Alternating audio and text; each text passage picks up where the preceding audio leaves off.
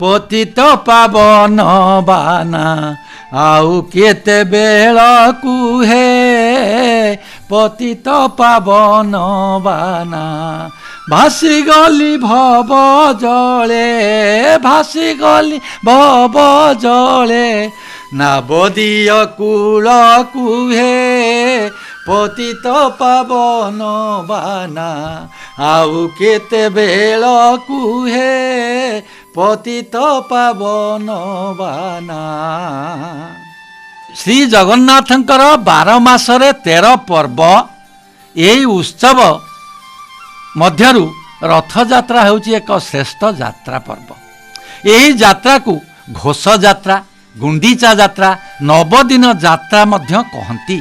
यही यात्रा पाई बैशाख मास शुक्ल पक्ष तृतीया दिन अक्षय तृतीया दिन रथ काठ अणा जाए आज्ञामाल नहीं रथ काठ अणा जाए। साधारणतः शाल असन फासी शिमिली धौरा ताल और निम्ब काठ व्यवहार करा जाए। यही रथ निर्माण पाई भोई महाराणा कमार किया करती रूपकार दरजी और अभिज्ञ निर्माणकारी मानकु दायित्व दि जाई थाए। सत्ययुगरे कहबी सत्ययुगरे प्रहलाद रथ निर्माण करी सुना खड़िकारे छेरा पहरा करी सेवक भाव में परिचय देइथिला। त्रेता युगरे लंकपति विभीषण पुष्पक विमान रे रामचंद्र को अयोध्या रे छाड़ी थिला।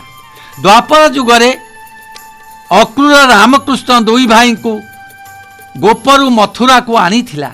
कली रे इंद्रदुम्न राजा मंदिर निर्माण नीलाचल पर्वत रे ठाकुरों को प्रतिष्ठा परे दारुमूर्ति निर्माण करी रथ निर्माण पूर्वक छेरा पहरा करिथिले।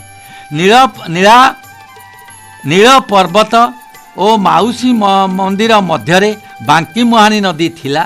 तेणु दुई तीर रे दुई सरी रथ दुई पार्श्व चले। जगन्नाथंकर रथर नाम नंदीघोष।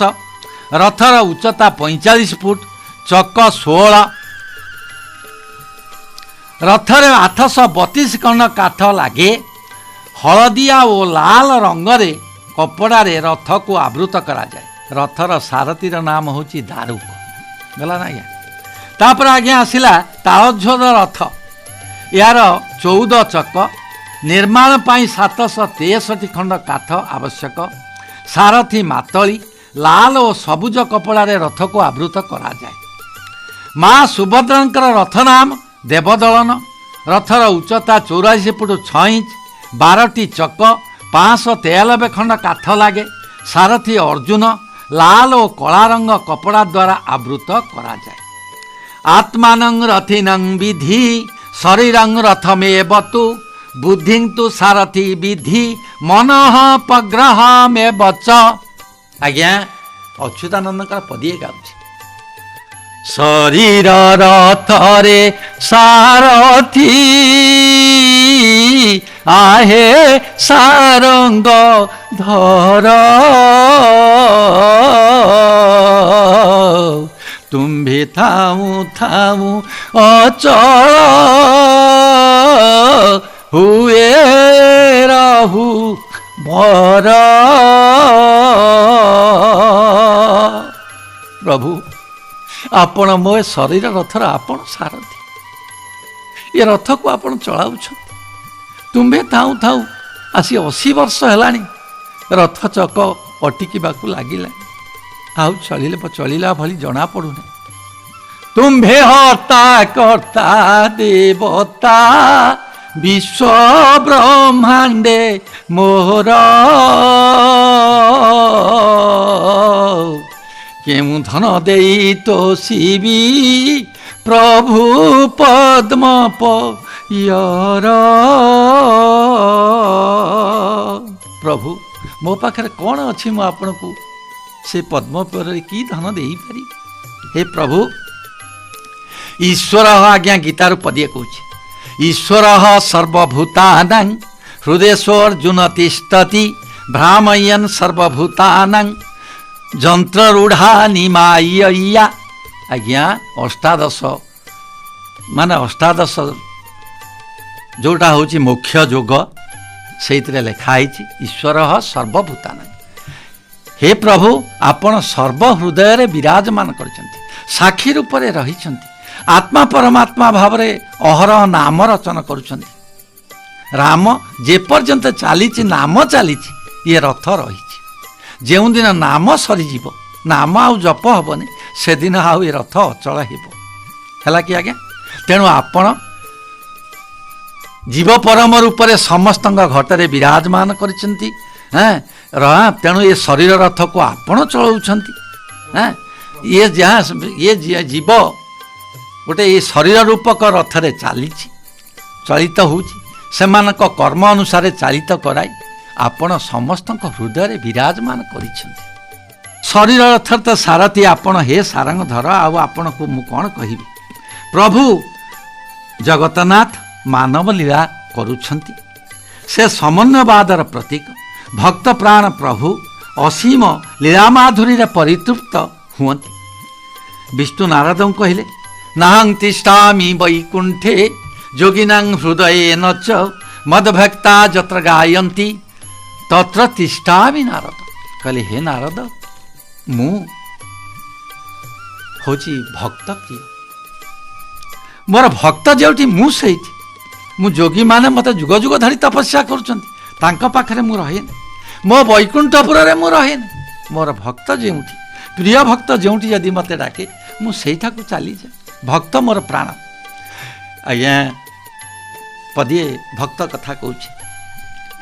ଏକା ଶାଲବେଗଙ୍କର ଆଜ୍ଞା ଯବନ ଜାତିରେ ଯବନ, କିନ୍ତୁ ମା ହେଉଛି ବ୍ରାହ୍ମଣ।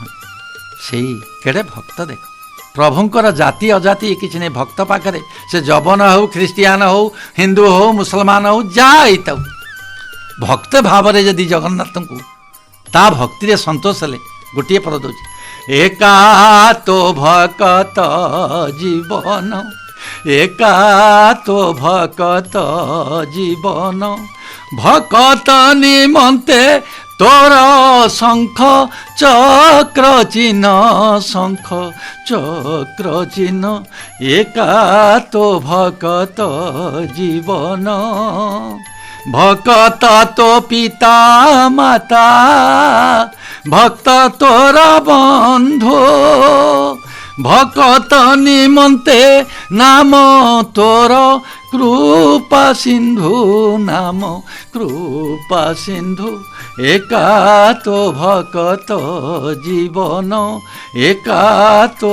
ଭକତ ଜୀବନ। ତେଣୁ ଭକ୍ତ ତୋର ସବୁ କିଛି ପ୍ରଭୁ, ମୁଁ ଆଉ କ'ଣ କହିବି? ଯୁଗେ ଯୁଗେ ଭାରତ ବର୍ଷରେ ଯେଉଁ ସାମ୍ୟ ଓ ମୈତ୍ରୀର ପ୍ରାଧାନ୍ୟ ପରିଲକ୍ଷିତ ହେଉଥିଲା, ସେହି ଭାବରେ ଜଗନ୍ନାଥ ଉପାସନାର ପ୍ରତିଫଳିତ ହୋଇଛି। ଜଗନ୍ନାଥ ଜଗତର ନାଥ, ସର୍ବଲୋକନାଥ, ପତିତ ପାବନ, ପତିତ ରକ୍ଷକ, ସର୍ବ ସମ୍ପ୍ରଦାୟ ସମନ୍ୱୟର ଆଧାର, ସମଦୃଷ୍ଟି ଜଗନ୍ନାଥର ତତ୍ତ୍ୱର ଏହି କାରଣରୁ ପୃଥିବୀରେ ବିଶିଷ୍ଟ ସ୍ଥାନ ଅଧିକାର କରିଛି। ତାଙ୍କ ଅବସ୍ଥିତି ଗୁହ୍ୟ ହୋଇଥାଏ, ସବୁବେଳେ ଗୁପ୍ତ ରହିଥାଏ। ବର୍ତ୍ତମାନ କଳିଯୁଗ, ବାବୁ ଭାଗବତ ଲେଖିଲା, ଆସନ୍ତୁ। ଏ କଳି ଯୁଗେ ଯେତେ ପ୍ରାଣୀ ଅଳ୍ପ ଆୟୁଷ ପରିମାଣୀ, ଅଳ୍ପ ଆୟୁଷ ପରିମାଣୀ। ଏ କଳି ଯୁଗରେ ଯେତେ ପ୍ରାଣୀ ଜନ୍ମ ନେଉଛନ୍ତି, ଜୀବ କତରୁ କୀଟ ପତଙ୍ଗ ପର୍ଯ୍ୟନ୍ତ ସମସ୍ତେ ଅଳ୍ପାୟୁ। ତେଣୁ ସେମାନେ ସମସ୍ତେ ବୁଦ୍ଧିଭ୍ରଷ୍ଟ। ଆଉ ଇଏ ଜଗତରେ ପୂଜ୍ୟ ପୂଜାର ବ୍ୟତିକ୍ରମ ଘଟୁଛି, ପୂଜ୍ୟ ପୂଜାର ବ୍ୟତିକ୍ରମ ଘଟୁଛି। ଆଜି ବାପ ପୁଅକୁ ସମ୍ମାନ ନା ପୁଅ ବାପକୁ ସମ୍ମାନ ଦେଉନି, ହେୟ କ୍ଷେତ୍ର ଦେଖୁଛନ୍ତି। ତେଣୁ ବାପ ମା ମାନେ ଯେଉଁ ପୁଅ ବୋହୂ ପୋଷୁନାହାନ୍ତି, ସେମାନେ ଜରା ଆଶ୍ରମରେ ଯାଇ ରହୁଛନ୍ତି। ୟାଠାରୁ ଦୁଃଖର କଥା କ'ଣ କହିବା? ପିତା ସ୍ୱର୍ଗ, ପିତା ହିଁ ତପ, ପରମ ତପ ହେଉଛନ୍ତି ପିତା। ଆରେ ମା ହାତ ରନ୍ଧା ତୁଚ୍ଛା ଭାତ ଥାଳି, ଲାଗଇ ସୁଆଦ ଅମୃତରୁ ବଳି। ମା ଯଦି କିଛି ନାହିଁ, ଯଦି ପୋଡ଼ି ଜାଳିକି କ'ଣ ଟିକେ ଦିଏ, ବାପରେ କିଛି ନାହିଁ, ଏ ରାତି ଖାଇ ଦେଇଥା, ଆଜି ଭଲ ତରକାରୀ ତୋ ପାଇଁ କରିବି, ରାତି ଖାଇବୁ, କିଛି ନାହିଁ ବାପ। ମା କୋଳରେ ବସାଇ ପୁଅ ଖୋଇଦେଲେ ତା ଆତ୍ମସନ୍ତୋଷ ହୋଇଯାଏ। ମା ଥିଲା ପୁଅ ଜଗତ ମାନେ ନା ରେ ଜଗତ ମାନେ ନା, ବାପ ଥିଲା ପୁଅ ସଭାରେ ହାରେ ନା। ଯେଉଁ ବାପ ଯାହାର ବାପ ସଭାରେ ବସିଛି ତା ପୁଅ ଯଦି କୌଣସି କାରଣକୁ ତାକୁ ଡକାଗଲା ସେ ଡରିବ? ସେ କେବେ ଡରେ ନାହିଁ।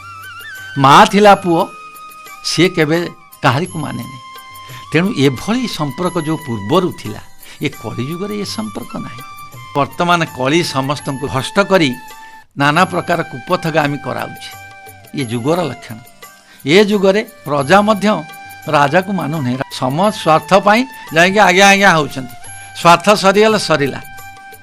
ତେଣୁ ଯୁଗ ଅନୁସାରେ ଆମେ ଯଦି ପ୍ରଭୁଙ୍କୁ ଆରାଧନା ନ କରିବା, ଈଶ୍ୱରଙ୍କୁ ନ ମାନିବା, ଈଶ୍ୱର ସବୁଠି ଅଛନ୍ତି।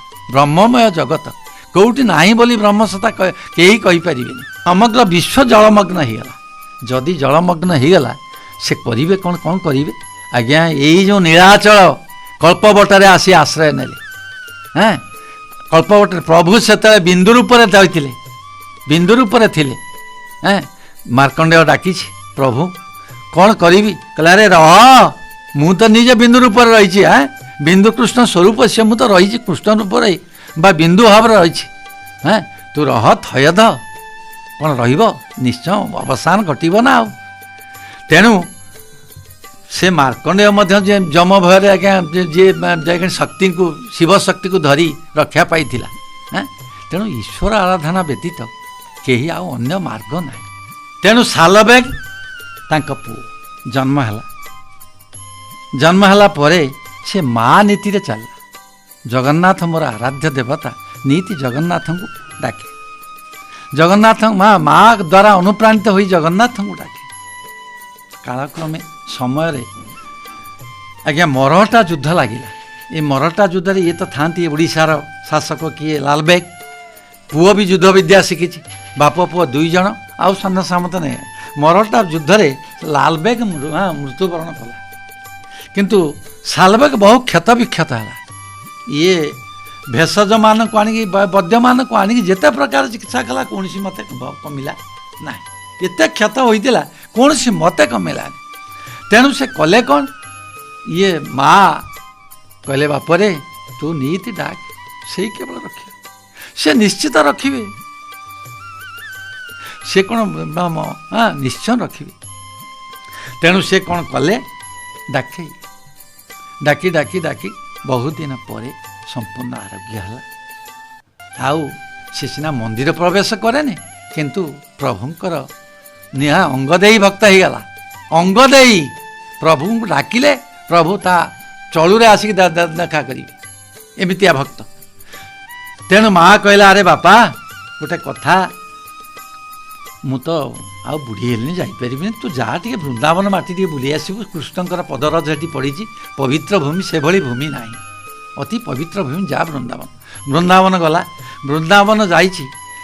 ରାତି ପାହିଲେ ଆଜ୍ଞା ହବ ଅଷାଢ଼ ଦ୍ୱିତୀୟା ତିଥି, ପ୍ରଭୁଙ୍କର ଘୋଷଯାତ୍ରା ହବ।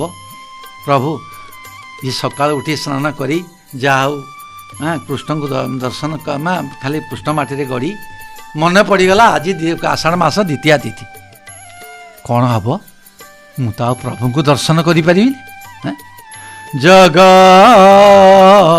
ବନ୍ଧୁ ହେ ଗୋସାଇଁ ମୋହ ଯିବା ଯାଏ ନନ୍ଦୀ ଘୋଷେ ଥିବେ ରହି ଜଗ ବନ୍ଧୁ ହେ। 750 କୋଶ ପଥ ଦିଶୁନାହିଁ। ଆଜ୍ଞା ସତକୁ ସତ ଭକ୍ତର ଡାକ ପ୍ରଭୁ ଶୁଣିଲେ, ଆଉ ରଥ ଚଳିଲା ନାହିଁ। ଯେତେ ଚେଷ୍ଟା କଲେ, ଶଙ୍ଖ ହରିବୋଲ ଯେତେ ପ୍ରକାର କୌଶଳ କଲେ, କିନ୍ତୁ ଆଉ ରଥ ଉଠିଲାନି। ଆଜ୍ଞା ରାତିରେ ରାଜାଙ୍କୁ ଜଣେଇଲେ ଯେଉଁ ଠାକୁର, କହିଲେ ମୋ ଭକ୍ତ ବୃନ୍ଦାବନରେ ଅଛି, ତାକୁ ଶୀଘ୍ର ହସ୍ତି ଦ୍ୱାରା ଅଣାଅ। ସିଏ ଆସିଲେ ଯାଇକି ନନ୍ଦିଘୋଷ ଉଠିବ, ନହେଲେ ଆଉ ଯିବନି। ଯାହା ହଉ ତାକୁ ରାତ୍ରରେ କାଳରେ ଯାହା ହଉ ତାକୁ ରାତିରେ ରାତାରାତି ସେଇ ପଠେଇଲେ। ତାକୁ ଯାଇକି ବାଟରୁ ଧରିକି ଆସିଲା। ଆସିକି ନନ୍ଦିଘୋଷରେ ପହଞ୍ଚି ପ୍ରଭୁଙ୍କ ଦର୍ଶନ କରିକି ଆଣ୍ଠେଇ ପଡ଼ିଛି। ରଥ ସେ ଚାଲିଛି। ଏଭଳି ଭକ୍ତ।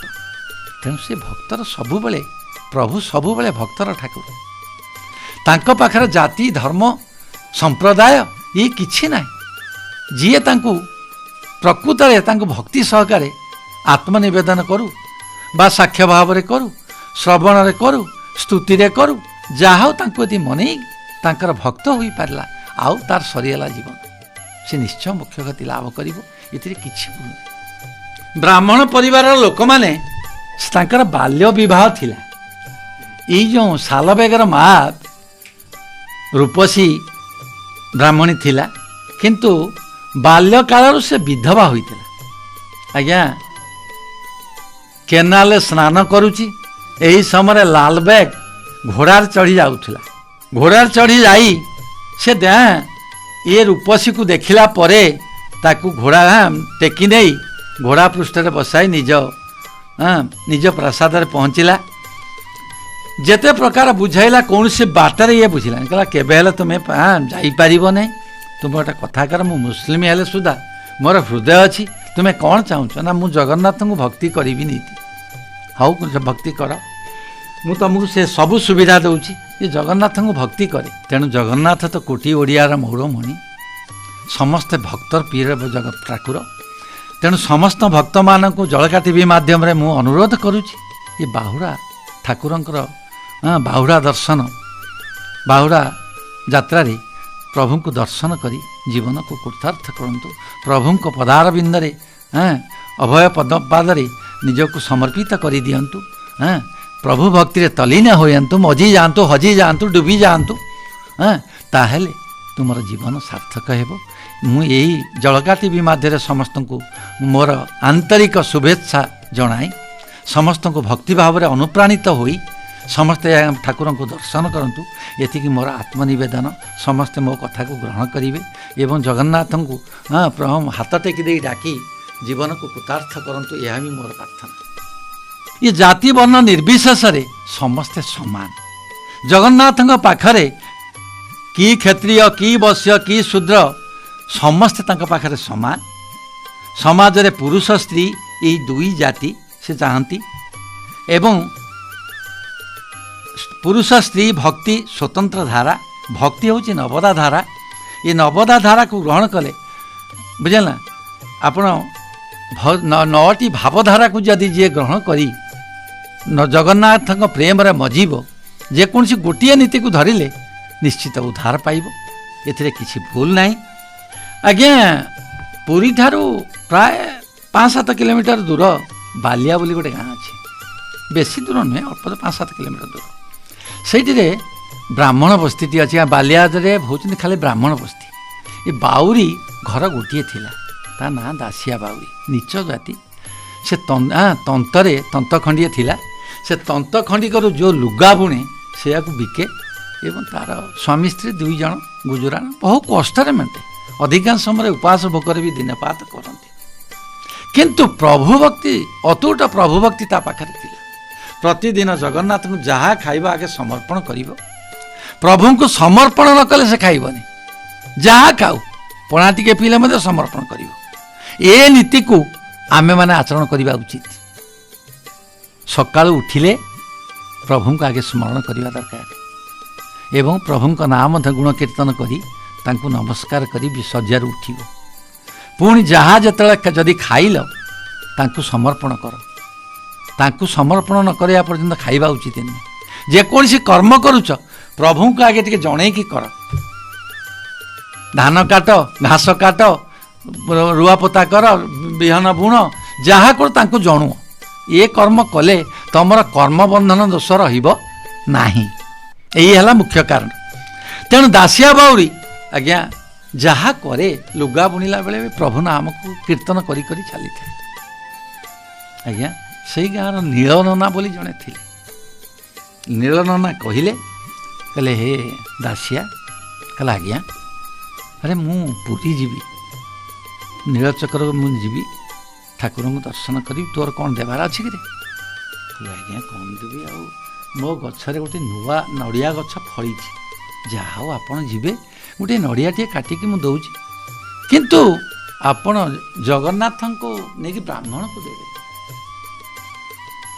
ଠାକୁର ଚକ ଗଡ଼ିଲା ପରେ ରାତିରେ ଥିବେ ମାଉସୀ ମା ଘର ଆଗରେ ରହିଥିବେ, ସେଇଠି ଆପଣ ଯାଇକି ନିଜେ ଖୋଲା ଭାବରେ ଦର୍ଶନ କରିବେ, ପ୍ରଭୁଙ୍କୁ ଜୁହାର ହେବେ, କହିବେ ଆମ ଗାଁ ବାଲିଆ ଦାସିଆ ନଡ଼ିଆଟିଏ ଦେଇଛି ପ୍ରଭୁ, ଏ ନଡ଼ିଆଟିକୁ ମୋ ହାତରୁ ନିଅନ୍ତୁ। କିନ୍ତୁ ଅନେଇଥିବୁ ବାପା, ବୁଝିଲ ନା, ସେ ଦୃଶ୍ୟ ନଡ଼ିଆକୁ ହାତରେ ଟେକିଲା ସମୟ ହାତକୁ ଅନେଇଥିବୁ। ଆଜ୍ଞା ନୀଳଦନା ଠିକ୍ ସେଇଭଳି କର୍ମ କଲା, ରଥ ଦାଣ୍ଡରେ ପହଞ୍ଚିଲା। ରଥ ଦାଣ୍ଡରେ ପହଞ୍ଚି ଆଉ ତ ଲୋକ ବେଶୀ ନାହାନ୍ତି, ରାତିଏ 10ଟା ଖଣ୍ଡେ ହେବ, ଭକ୍ତମାନେ କେତେକ ଅଛନ୍ତି। ଇଏ ଦେଖିଲା ଆଉ କିଛି ନାହିଁ, ଠାକୁରଙ୍କୁ ଭକ୍ତି ସହକାରେ ନିଜେ ନମସ୍କାର କଲା ଠାକୁରଙ୍କୁ, ତାର ବ୍ରାହ୍ମଣ କର୍ମର ନୀତି ଅନୁସାରେ ତାଙ୍କୁ ଡାକିଲା। ଡାକିକି ତାପରେ ସେ କଲା କ'ଣ ନା, ବିକଳ ହେଇକି କହିଲା ପ୍ରଭୁ ଆମ ଗାଁ ଦାସିଆ ଜାତିରେ ବାଉରୀ, କିନ୍ତୁ ସିଏ ଆପଣଙ୍କୁ ସବୁଦିନ ଡାକେ, ଆପଣ ସେ ଗୋଟେ ନଡ଼ିଆ ଦେଇଛି, ମୋତେ କହିଛି ନନା ତୁମ ହାତରେ ତାକୁ ଉପରକୁ ଟେକିଦେବ, ଯଦି ଠାକୁର ନେଇଗଲେ ନେଇଯିବେ, ନହେଲେ ମୋ ନଡ଼ିଆ ମୋ ଘରକୁ ଫେରାଇ ଆଣିବ। ଇଏ ଆଜ୍ଞା ଡାକିଲା, ଡାକିକି ହାତକୁ ଟେକିଦେଲା। ଆଜ୍ଞା ଶୂନ୍ୟ ହସ୍ତଟା ଆସିକି ଚକ୍ ଟକ୍ କି ନେଇଗଲା। ନୀଳ ଆଶ୍ଚର୍ଯ୍ୟ ହେଇକି ପ୍ରଭୁ ପ୍ରଭୁ ପ୍ରଭୁ ପ୍ରଭୁ, ତାର ହୋସ ନାହିଁ, ସେ ଶୂନ୍ୟ ହସ୍ତକୁ ଦେଖିଛି। ତା ପରଦିନ ଯାଇ ପହଞ୍ଚିଲା, ଗାଁରେ ପହଞ୍ଚିଛି, ଦାସିଆ କ'ଣ କରିଛି, ଖୁଦ ଯାଉଣ୍ଡିଏ ତା ମା ନା ତା ସ୍ତ୍ରୀ ବସେଇଛି, ଖୁଦ କିଛି ଯାଉ କରିଛି, ତାକୁ ଗୋଟେ ଥାଳିରେ ବାଢ଼ି ଦେଇଛି, ତା ବାଡ଼ିରେ ନଳିତା ଶାଗ ଆଣିକି ତା ଉପରେ ଥୋଇ ଦେଇଛି। ଆଜ୍ଞା ଠିକ୍ ଧଳା ଯାଉ ତ ଧଳା ଦେଖାଯାଉଛି, ଏ ନଳିତା ଶାଗ କଳା ଚକାଡଳା ଦେଖାଯାଉଛି। ତେଣୁ ପ୍ରଭୁ ପ୍ରଭୁ ସେ କହିକି ତାର ହୋସ ନାହିଁ, ଏମିତି କରି କାନ୍ଦୁଛି। ନୀଳ ଆଜ୍ଞା ତା ଗୋଡ଼ରେ ପଡ଼ିଗଲା, କହିଲା ଆରେ ଦାସିଆ ତୁ ମୋର ଗୁରୁ, ମୁଁ ବ୍ରାହ୍ମଣ ହେଲେ କ'ଣ ହେଲା, ତୁ ଯାହା ଅଦ୍ଭୁତ ଆଜି ଯେଉଁ ଅଦୃଶ୍ୟ ହସ୍ତକୁ ମୋତେ ଦେଖେଇ ଦେଇଛୁ, ମୋ ବ୍ରାହ୍ମଣ କର୍ମର ମୂଲ୍ୟ ନାହିଁ ରେ ବାବା, ତୁ ଆଜିଠାରୁ ମୋର ଗୁରୁ। କାରଣ ନା ସେ ଇଏ କ'ଣ କରୁଛନ୍ତି, ମୋ ପାଦ କାହିଁ ଧରୁଛନ୍ତି। ଏଇଭଳି ଭକ୍ତ ଯିଏ ପ୍ରଭୁଙ୍କ ଆଜ୍ଞା ନିୟମ ହେଉଛି କ'ଣ ଧାରା, ଆଜ୍ଞା ଶ୍ରବଣ କୀର୍ତ୍ତନ ସ୍ତୁତି ପୂଜନ ବନ୍ଧନ ପରିଚର୍ଯ୍ୟା ଦାସ୍ୟ ସାକ୍ଷ୍ୟ ଆତ୍ମନିବେଦନ, ନବଧା ଭକ୍ତି। ଏ 9 ପ୍ରକାର ଭକ୍ତି, ଶ୍ରବଣ କୀର୍ତ୍ତନ ସ୍ତୁତି ପୂଜନ ବନ୍ଦନ ପରିଚର୍ଯ୍ୟା ଦାସ୍ୟ ସାକ୍ଷ୍ୟ ଆତ୍ମନିବେଦନ, ଏଇ 9 ପ୍ରକାର ଭକ୍ତି ଯେକୌଣସି ଗୋଟିଏ ଭକ୍ତି ପଥକୁ ଆମେ ଧରି ପ୍ରଭୁଙ୍କ ସମର୍ପଣ ଆଗେ ହେବ। ପ୍ରଭୁ ଯଦି ତମେ ତୁମ ସମର୍ପଣକୁ ଗ୍ରହଣ କଲେ ସେ ସଂକେତ ଦେବେ, ତାପରେ ତୁମେ ଯାଇକି ଭକ୍ତ ହେବ। ତେଣୁ ଆଜ୍ଞା ବାୟା ଗୀତାରୁ ଗୋଟିଏ ପଦ କହୁଛି, ମୂଲ୍ୟବାନ ପଦଟିଏ, ଆଜ୍ଞା ଚିତ୍ତକୁ ଭିଡ଼ିବା ପାଇଁ ଯେ ଚିନ୍ତାମଣି କଷଟି, ନାନା ଉପାୟରେ ଚିତ୍ତକୁ ସେ ଭୁକ ସୁଥାନ୍ତି। ଚିତ୍ତ ମନକୁ ଭିଡ଼ିବା ପାଇଁ ଚିନ୍ତାମଣି ହେଉଛନ୍ତି କଷଟି ପଥ। ବଣିଆ ପୁଅ କଷଟିରେ ଯେମିତି ସୁନାକୁ କେତେ ଦରର ସୁନା ଚିହ୍ନେ, ଠିକ୍ ଆଜ୍ଞା। ତେଣୁ ସେ ମନକୁ ଆଜ୍ଞା ପରୀକ୍ଷା କରନ୍ତି ତାଙ୍କ କଷଟି ପଥରରେ, ଅର୍ଥାତ୍ ତା ମନକୁ ସେ ଭଲ ଭାବରେ ଭକ୍ତର ମନକୁ ପରୀକ୍ଷା, ଯଦି ଭକ୍ତଟି ଖରା ଉତୁରିଲା, ଠିକ୍ ଭାବରେ ଭକ୍ତ ହେଇଛି, ତାଙ୍କ ପରୀକ୍ଷାରେ ଉତ୍ତୀର୍ଣ୍ଣ ହୋଇଗଲା, ସେ ଆଜ୍ଞା ଶ୍ରେଷ୍ଠ ଭକ୍ତ। ସେହି ଭକ୍ତ ଯେତେବେଳେ ଡାକିବ ପ୍ରଭୁ ଦେଖାଦେବେ। ଆଜ୍ଞା ଜଣେ ସ୍ୱାମୀ ସ୍ତ୍ରୀ 2 ଜଣ, ଘରେ ବାପ ମା ଅଛନ୍ତି, ଛୁଆ ପିଲା ତାଙ୍କର ନାହାନ୍ତି, ଧନରତ୍ନ ଅମାପ ଅଛି, କିନ୍ତୁ ବାପ ମାଆକୁ ଦିନେ ପଚାରନ୍ତିନି ପୁଅ ବୋଉ, ଏମାନେ ଯାଇ ଜଗନ୍ନାଥ ଧାମରେ ପୂଜା ପଣ୍ଡାଙ୍କର ଘରେ ରହିଲେ। ପୂଜା ପଣ୍ଡା ତାଙ୍କ ସମସ୍ତ କଥା ପଚାରିଲା, କହିଲା ମା ଛୁଆ ପିଲା କାହିଁକି ତମର ନାହାନ୍ତି, କ'ଣ କାରଣ? କହିଲେ ଗୋଟେ କଥା କର, ତୁମେ ଜଗନ୍ନାଥଙ୍କର ଯେଉଁ 22 ପାହାଚ ଅଛି ସେଇଠି ଯାଇନି ଆରାଧନା କର। ଯାହା ହଉ ଯେଉଁ ଛଣ ପକାଇ ଯାଇକିନି ନିଜେ ଆରାଧନା କଲେ। 7 ଦିନ ପରେ ଏ ମାଇକିଣାକୁ ଆସିକି ଗୋଇଠେ ପକାଇଲେ ଜଗନ୍ନାଥ। ସ୍ତ୍ରୀ ଲୋକଟି କହିଲେ ଏ କାହିଁ ଶୋଇଛୁ ଏଠି, ମୁଁ କ'ଣ କରିବି, ତୁ ତ ଶାଶୁ ଶ୍ୱଶୁରଙ୍କୁ ଶାଶୁ ଶ୍ୱଶୁରଙ୍କୁ ମାନୁ ନା? କହିଲା ନା ଆଜ୍ଞା, ସତ କଥା ମୋ ଶାଶୁ ଶ୍ୱଶୁର ମୋ ଶାଶୁ ଟିକେ ମୁଖରା ମୋତେ ତେଣୁ ତେଣୁ କୁହନ୍ତି, ମୁଁ ତେଣୁ ତାଙ୍କୁ ଆଉ କିଛି ସେବା କରିନାହିଁ କିମ୍ବା ଶ୍ୱଶୁରଙ୍କୁ କିଛି କରେନି। କହିଲେ ସିଏ ପୁଅଟେ ଜନ୍ମ କରିଥିଲେ ବୋଲି, ତାକୁ ଲାଳନ ପାଳନ କରି ବଢ଼େଇଥିଲେ ବୋଲିକି ତୁ ବୋହୂ ହେଇକି ଆଇଲୁ ନା ନାହିଁ? ତୋ ବୋହୂ ହେବାର ମୂଲ୍ୟ କ'ଣ ଅଛି? ତୁ ଯଦି ଶାଶୁ ଶ୍ୱଶୁରଙ୍କୁ ଚିହ୍ନି ନ ଚିହ୍ନିଲୁ, ତାଙ୍କ ସିଏ ତ ଚଳନ୍ତି ଠାକୁର ତୋର, ମୋ ପାଖକୁ ଆସିଛୁ, ମୁଁ କ'ଣ କରିବି? ଯା, ଯଦି ଭଲ ଗତି ଅଛି ତୋ ସ୍ୱାମୀକୁ ନେଇ ସାଙ୍ଗରେ ଯା, ତାଙ୍କ ସେବା କର। ଠିକ୍ ଭାବରେ ଯଦି ସେବା କର, ଗୋଟେ ବର୍ଷ ଭିତରେ ତୁମର ପୁଅ ଜନ୍ମ ହେବ। ପୁଣି ତାଙ୍କୁ ସାଙ୍ଗରେ ଧରି ଶାଶୁ ସମସ୍ତଙ୍କ ସହ ଧରି ଏ ଧାମକୁ ଆସିବ। ପିତାମାତା ସୁକଲ୍ୟାଣୁ ପୁତ୍ର ହୁଏ ସୁଖୀ, ଶତପୁତ୍ର ଉପୁଜିଲେ କୁଳମାନ ରଖି। ଯା ତ ଜଗନ୍ନାଥ କହୁଛନ୍ତି, ଯା ତୋ ପିତାମାତାଙ୍କୁ ଭକ୍ତିର ସହିତ ତାଙ୍କ ସେବା କର, ତାଙ୍କ ଖାଇବା ପିଇବା ଶୋଇବା ସବୁ ପ୍ରକାର ଯେମିତି ଶାନ୍ତି ପାଇବେ, ସ୍ୱାମୀ ସ୍ତ୍ରୀ ଦୁଇ ଜଣଙ୍କୁ ଅର୍ଥାତ୍ ବାପ ମା ଦୁଇ ଜଣଙ୍କୁ ଭଲ ଭାବରେ ସେବା କର। ସେବା କରି ପୁଅଟିଏ ଜନ୍ମ ହେଲା ପରେ ତାକୁ ସାଙ୍ଗରେ କୋଳରେ ଧରି ଶାଶୁ ଶ୍ୱଶୁରଙ୍କୁ ଧରି ସବୁ ଆସିକି ଏଠି ପହଞ୍ଚିବ, ମୋ ପାଖରେ ଭୋଗରାଗ କରିବ, ଆଉ ତୁମର ଧନଧାନ୍ୟ ବର୍ଦ୍ଧିତ ହେବ ଏବଂ ସୁଖରେ ରହିବ। ନୀଳାଚଳ ନିବାସାୟ ନିତ୍ୟାୟ ପରମାତ୍ମନେ ବଳଭଦ୍ର ସୁଭଦ୍ରାଞ୍ଚ ଜଗନ୍ନାଥାୟତେ ନମଃ।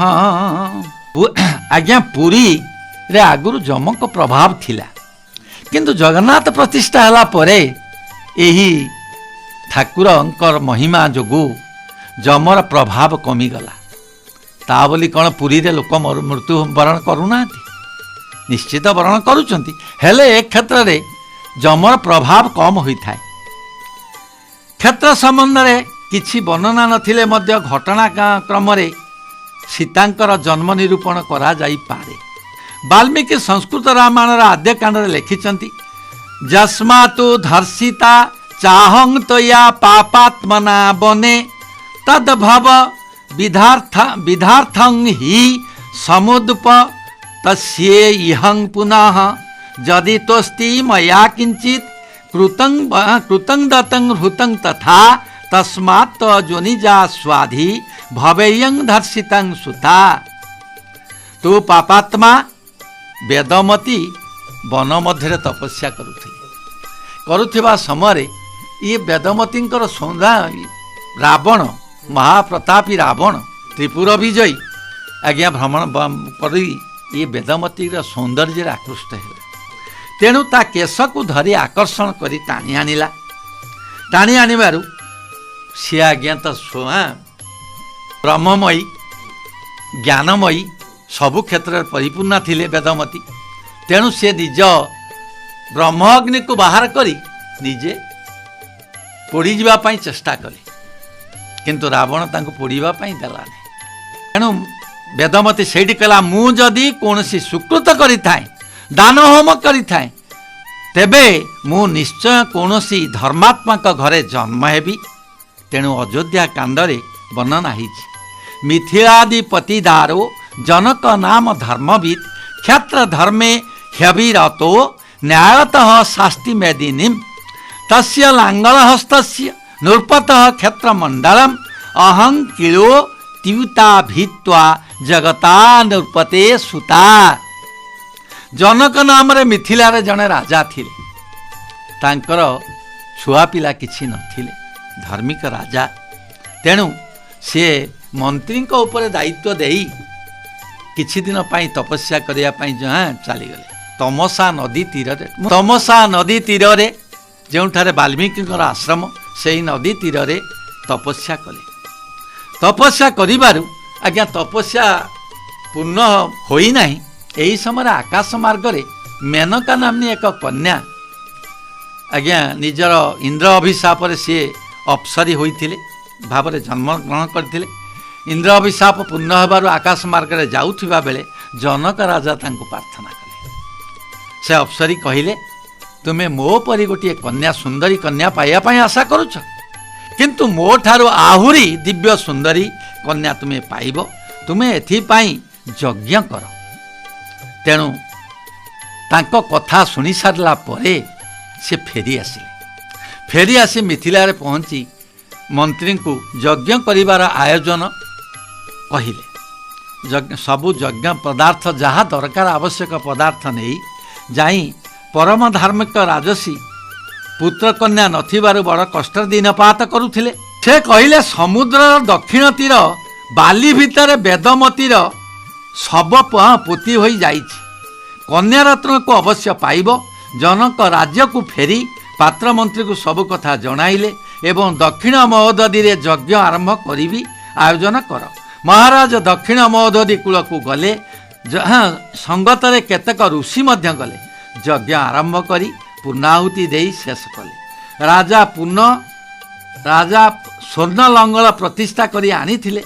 से लंगल रे यज्ञ भूमि चाष कराइले। फाळमुनरे लुहार मंजूषा बाहरिला। मंजूषा फिटाइबारु ता भितरे रूपलावण्यमयी एक कन्या बाहरिला।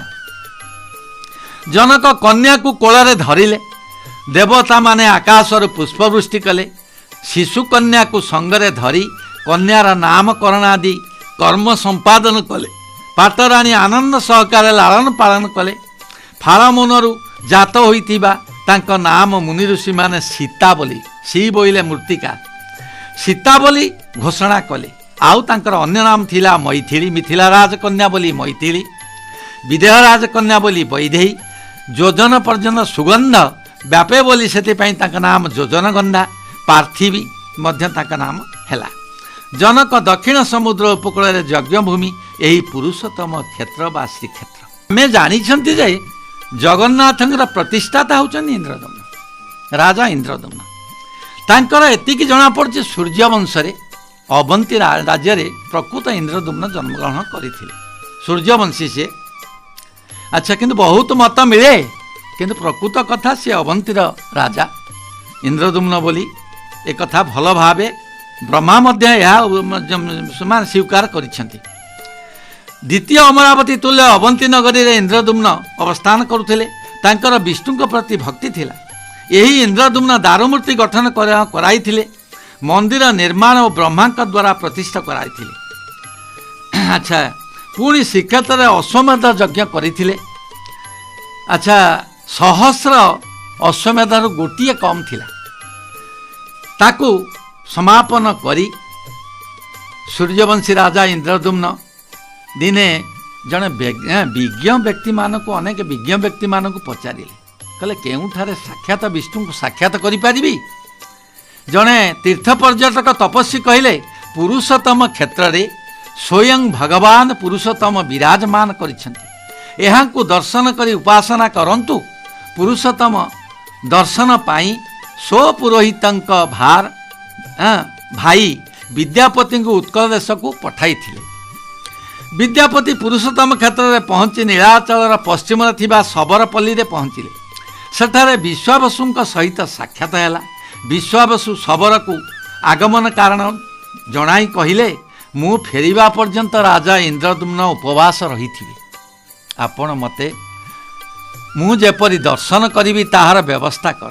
तेणु सबर राजा विद्यापति को सहानुभूति देखाई एकपदी रास्ता रे नहीं दर्शन कराइदेले। यापर विद्यापति स्वदेश को गले। विद्यापति जाई इंद्रदम्न को साक्षात कले। समस्त घटना कहिले। कहिबा परे इंद्रदम्न विद्यापति को सांगरे धरी ओडिशा यात्रा आरंभ कले। संगरे नारद मध्य पथ प्रदर्शक भाव में आसीथिले। अच्छा हाँ सेमाने ज्येष्ठ मास शुक्ल पक्ष शुक्रवार पुष्या नक्षत्र रे यात्रा आरंभ कले। उत्कल देश सीमांत रे ओडिशा राजा को भेटिले। महानदी पार होई भुवनेश्वर बाटे आसी कपतेश्वर को दर्शन कले। परे पुरुषोत्तम क्षेत्रर पूर्व सीमा रे थिबा नीलकंठेश्वर दर्शन कले। सेठारे नारदंक ठारू नीलमाधव को कथा राजा दुखी शुणी दुखी हेले। नारद सांत्वना देई कहले भगवान तांकु चतुर्धा मूर्ति होई दारू रूप में दर्शन देवे। राजा नीलगिरी दर्शन कले। नारदंक अनुसारे राजा नीलकंठेश्वर निकट में नृसिंह मंदिर निर्माण कराइले। निजे नारद प्राण प्रतिष्ठा करी मूर्ति को आनी मंदिर रखे। सब विभिन्न मूर्ति तैयारी करथिले ना। ଇନ୍ଦ୍ରଦ୍ୟୁମ୍ନ ସହସ୍ର ଅଶ୍ୱମେଧ ଯଜ୍ଞ କରିବା ପାଇଁ ଆୟୋଜନ କଲେ। ଏକ ବିରାଟ ସଭାମଣ୍ଡପ ନିର୍ମିତ ହେଲା। 51,000 ଅଶ୍ୱମେଧ ଯଜ୍ଞ ଶେଷ କରି ସହସ୍ର ଯଜ୍ଞ 7 ଦିନରେ ଇନ୍ଦ୍ରଦ୍ୟୁମ୍ନ କ୍ଷୀରସାଗର ମଧ୍ୟରେ ଶ୍ଵେତପସ୍ତରମୟ ଦ୍ୱୀପରେ ଅବସ୍ଥାନ କରୁଥିବା ମାଧବଙ୍କୁ ସ୍ୱପ୍ନରେ ଦର୍ଶନ କଲେ। ସହସ୍ର ଅଶ୍ୱମେଧ ଯଜ୍ଞ ସମାପନ ପରେ ଅବଭୃତ ସ୍ନାନ ପାଇଁ ସ୍ନାନାଗାର ନିର୍ମିତ ହେଲା। ଏକ 4 ଶାଖା ଯୁକ୍ତ ମହାତରୁ ବେଳାଭୂମିରେ ଦେଖାଯାଉଥିବା ସେବକମାନେ ରାଜାଙ୍କୁ ଜଣାଇଲେ। ଏହି ବୃକ୍ଷର ଉପରି ଭାଗ ସାଗର ମଧ୍ୟରେ, ନିମ୍ନ ଭାଗ ଜଳସ୍ରୋତରେ ଇତସ୍ତତ ଭାସମାନ ହୋଇ ସ୍ନାନାଗାରକୁ ଆସୁଥିଲା। ଏହାର ଦୀପ୍ତି ବାଳାର୍କ ସଦୃଶ, ସର୍ବାଙ୍ଗ ଲୋହବର୍ଣ୍ଣ ଶଙ୍ଖଚକ୍ର ଚିହ୍ନରେ ଅଙ୍କିତ। ନାରଦଙ୍କୁ ରାଜା ଏହାର ରହସ୍ୟ ପଚାରିଲେ। ରାଜା କହିଲେ, ତୁମେ ନିଦ୍ରିତ ଅବସ୍ଥାରେ ଯେଉଁ ଶ୍ଵେତଦ୍ୱୀପବାସୀ ତାଙ୍କ ଦେହରୁ ଉତ୍ପନ୍ନ ରୋମ ବିଚ୍ୟୁତ ହୋଇ ବୃକ୍ଷରୂପ ଧାରଣ କରିଛି, ଏହି ବିଷ୍ଣୁରୂପୀ ବୃକ୍ଷକୁ ଆଣି ମହାବେଦୀ ଉପରେ ରଖିଲେ। ଏହି ଦାରୁମୂର୍ତ୍ତି ତିଆରି ପାଇଁ ଇନ୍ଦ୍ରଦ୍ୟୁମ୍ନ ମହାସମାରୋହରେ ଏହି ବୃକ୍ଷକୁ ଆଣି ରଖିଲେ। ଏହି ଦାରୁରୁ ମୂର୍ତ୍ତି ଗଠନ କରିବା ସମ୍ବନ୍ଧରେ ଦେବର୍ଷିଙ୍କ ସହିତ ରାଜା ଆଲୋଚନା ସମୟରେ ଦେବବାଣୀ ଶୁଣାଗଲା। ଜୟ ଜଗନ୍ନାଥ ସ୍ୱାମୀ କି ଜୟ। ଜଗନ୍ନାଥ ସ୍ୱୟଂ ନିଜ ପ୍ରତିମା ଗଠନରେ ବିବେଚନା କରି ମହାବେଦୀକୁ ଆସିବେ। ମହାବେଦୀ ଆଚ୍ଛାଦିତ ହୋଇ ଗୁପ୍ତ ରହିବ। 5 ଦିବସ ପରେ ମଣ୍ଡପ ଆବରଣ ବେଷ୍ଟିତ ହୋଇ ରହିବ। ଏହି ବୃଦ୍ଧ ବର୍ଦ୍ଧକୀଙ୍କୁ ଦେଖୁଛ, ତାଙ୍କୁ ସେ ମଣ୍ଡପରେ ପୁରାଇ ଦ୍ୱାର ବନ୍ଦ କରି ରଖିବ। ଗଠନ କାର୍ଯ୍ୟ ଶେଷ ହେବା ପର୍ଯ୍ୟନ୍ତ ବାହାରର ନାନା ବାଦ୍ୟ ବ୍ୟବସ୍ଥା କରିବ। କାରଣ ଏହି ଗଠନ ଧ୍ୱନି କାନରେ ବାଜିଲେ ବଧିରତା, ଅନ୍ଧତ୍ୱ, ନରକବାସ ଓ ପୁତ୍ରନାଶ ହେବ। ଏହି ହେତୁ କେବେ ଘଟଣା କାର୍ଯ୍ୟ ଦେଖିବ ନାହିଁ, କାର୍ଯ୍ୟକ୍ଷେତ୍ରରେ ପ୍ରବେଶ କରିବ ନାହିଁ।